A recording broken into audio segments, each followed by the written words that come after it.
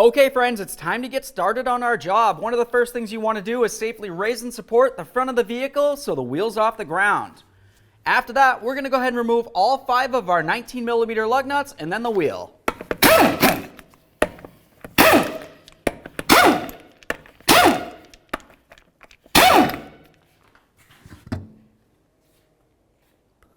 Alright, so now that the wheel's off, let's make our way right up to this area right here. Looking at the strut, you're going to see that you have a mounting bracket for your flex hose. I'm going to go ahead and use a 10mm to remove that bolt.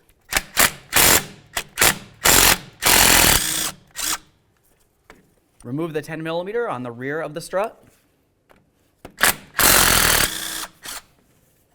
Let's go ahead and remove our 34mm axle nut.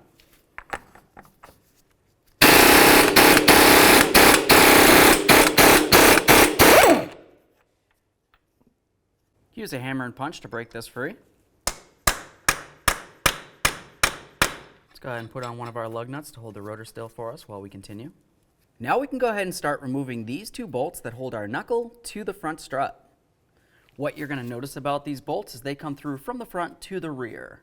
This bolt side is a 21mm, and then the nut is going to be a 24mm. Now typically you can just use a 24 to remove the nut and then just drive this right out. The bolt is splined, so you don't necessarily need to hold this side with a 21mm wrench.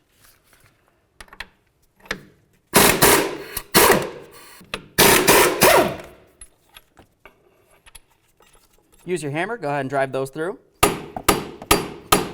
Now that they're both mostly out, we can go ahead and remove the nuts, finish it up.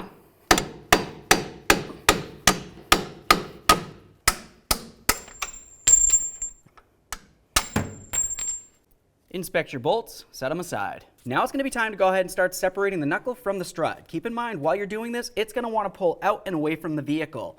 While you do that, you want to be very careful not to put a tug on your axle.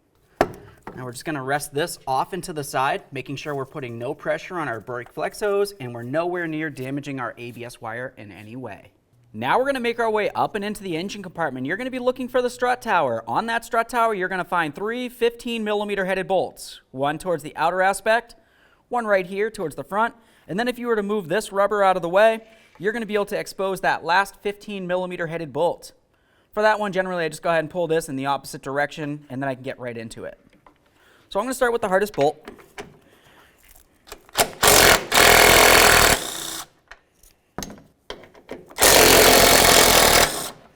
Okay, so now for the last bolt, I'm going to go ahead and start removing this. At the same time as I'm up here, I'm also going to be reaching down inside the fender well to grab onto that strut and hold it so it doesn't fall down.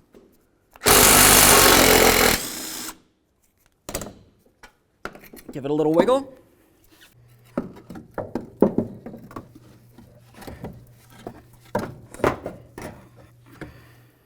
There it is, friends. Now it's going to be time to start taking apart our front strut so we can go ahead and replace it.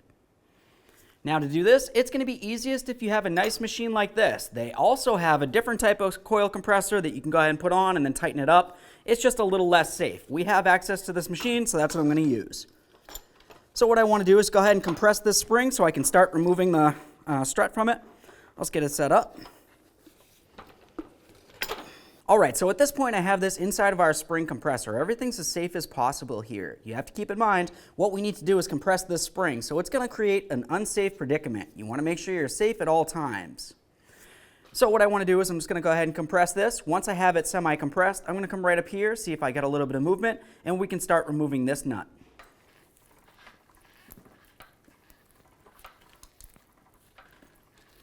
Now at this point, this is getting nice and loose. I don't need to compress this any further than what you need to be able to loosen this without having any pressure on it. So let's grab our socket, put it on here, and remove that nut. Before we go ahead and start taking this apart, let's just pay quick attention to the position of the strut cap up here in comparison to the strut down there.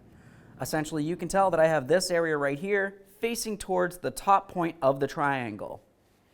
Now with that said, I'm just going to go ahead and use some locking pliers. We're going to carefully get into this area right here. Now I want to try to hold on to that shaft that's inside this area. Essentially, we need to prevent the shaft from spinning while we remove this nut.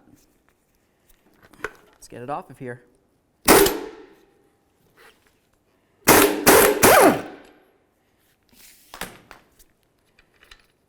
There's our nut and a washer. Set that stuff aside. Go ahead and grab onto that strut. You can pull this right up and out of here. There's that. Go ahead and remove this boot. All right, now we can go ahead and grab onto this mount. We're going to give it a little wiggle. We can start taking it right off of here. There's the top aspect. We'll remove this as well. So now we got these pieces. What we want to do is go ahead and take the rubber off of the bottom of the mount here. And now we can take this stuff, set it aside. Now we can go ahead and put this piece on here, the adapter. What you're going to notice is down along this area right here, you don't have any of these little notches that are cut out. So what you want to do is just pay attention to where the notches are on your rubber gasket that goes in between. Essentially just line it up. For me in particular, the area that does not have any of the markings is right along this area. So that's how I know that that's where I'm going to put this. Go ahead and line it up. You should want to press down and you can see where all the spots are that it didn't hit on before. Now we can take this piece. We're going to put it face down just like this. That's going to make it so this can pivot. Now we can take the top. Go ahead and take out all 3 of those mounting bolts. You don't need those in there right now. Put this right on top. Let's grab our strut. Now we're going to start transferring things over from the original strut over to the brand new one. So to start, let's make our way right here. We'll go ahead and take this off, give it a quick inspection. This is something that you're going to want to transfer over to the new one. We'll set this aside for now. Right here, you have another rubber bushing. Let's go ahead and take this off. This is so when that coil spring's on it, it's going to help with vibration dampening and noise reduction. It just has a little push clip right here. So let's get underneath there, pop that off. Just use my trim tool in here. Carefully get in between and separate this. Give this a quick inspection. Go ahead and wipe it down. We're going to transfer this over to the brand new strut. Now it's going to be time to start dealing with our brand new strut right here. What we need to do is go ahead and press down on this shaft. If you were to press right here, you might find it to hurt your palm a little bit. Generally, I just go ahead and use my nut. Put on there a few threads. It gives you a little bit extra to hold on to. We'll press this down, slide this off so it's in the unlock position, and it should rise up.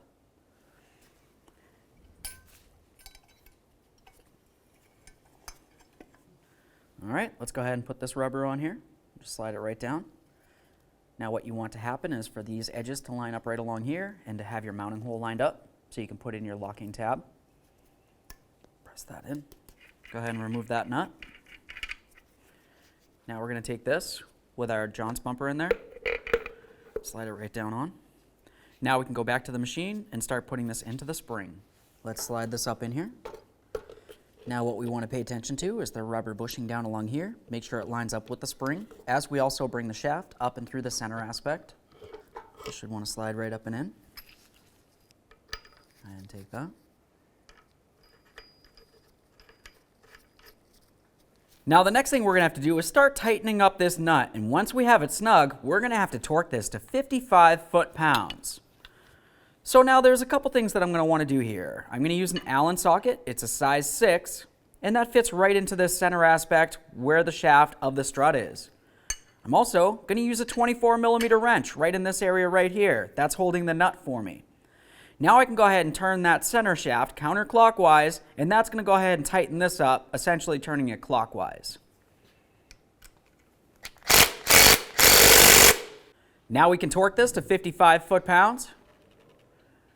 All right, so we've got this all back together. Now we're going to go ahead and start separating the machine so we can get this back into the vehicle. But before we do, just double check.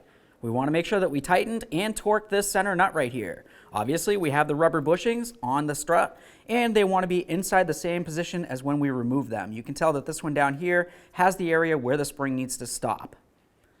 Assuming everything looks good, let's go ahead and get this out of here and back into the car. All right, let's go ahead and get this strut in here.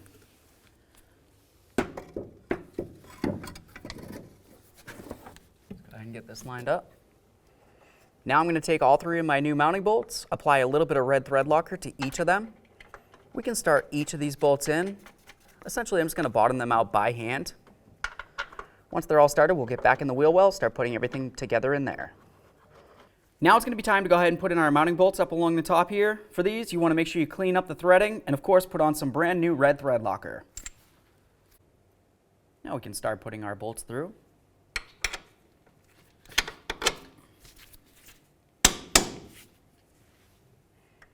Now for this, sometimes you just have to go ahead and rock this in or out a little bit to get your holes to line up. Let's put on our mounting nuts. Now we can go ahead and bottom out both of these nuts, and then we'll torque each of them to 136 foot-pounds.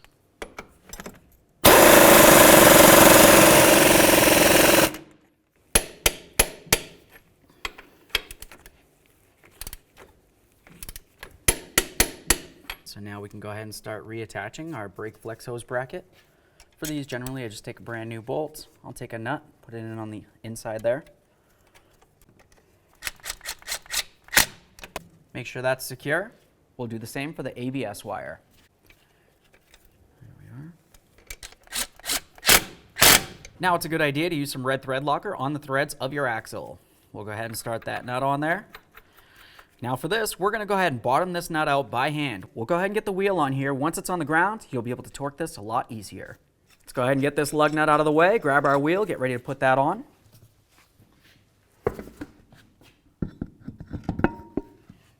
Now let's go ahead and start on all 5 of our lug nuts. We'll bottom them out, get the wheel back on the ground, and then we'll torque each of them to 100 foot-pounds.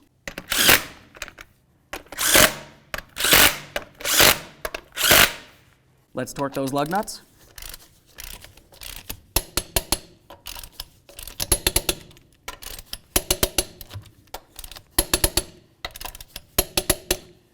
Now we can go ahead and torque that axle nut to 118 foot-pounds.